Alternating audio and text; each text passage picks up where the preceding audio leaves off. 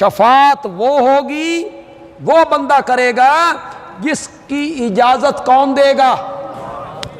اللہ اذن دے گا، پھر وہ بندہ کیا کرے گا؟ شفاعت کرے۔ وہ علماء نے بھی کرنی ہے، انبیاء نے بھی کرنی ہے، بچوں نے بھی کرنی ہے، معصوم نے، قرآن کے حفاظ نے بھی کرنی ہے۔ سب سے بڑی شفاعت آمنہ کے لال نے کرنی۔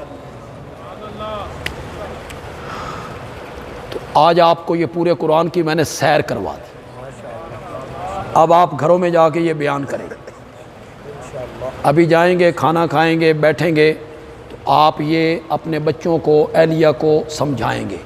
مضامین کے اعتبار سے قرآن کے کتنے حصے ہیں؟ 4۔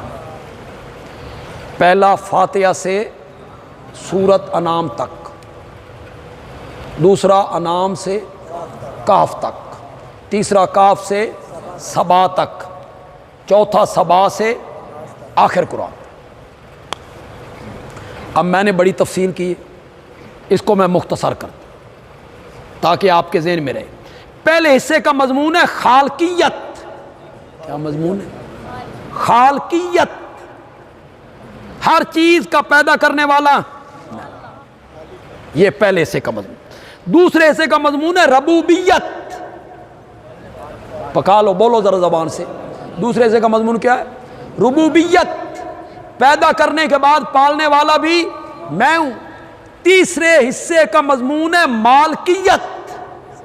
کیا مضمون ہے؟ مالکیت، ہر چیز کا مالک، قادر، مختار میں ہوں، تخت شاہی پہ قابض ہوں، میں نے اپنا کوئی اختیار کسی کے حوالے نہیں کیا۔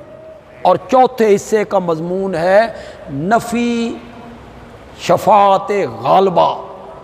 دنیا و آخرت میں کوئی ایسا نہیں ہے جو جبراً مجھ سے منوا لے، میں مجبور ہو جاؤں، اس کی بات نہیں موڑنی، ایسا کوئی نہیں ہے۔ شفاعت ہوگی، لیکن کب ہوگی؟ جب کون اجازت دے گا؟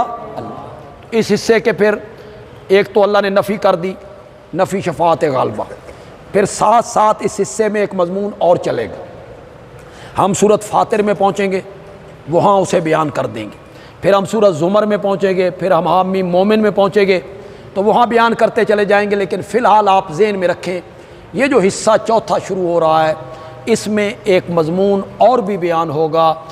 عبادت کے لائق اور معبود حقیقی اگر کوئی ہے تو وہ کون ہے؟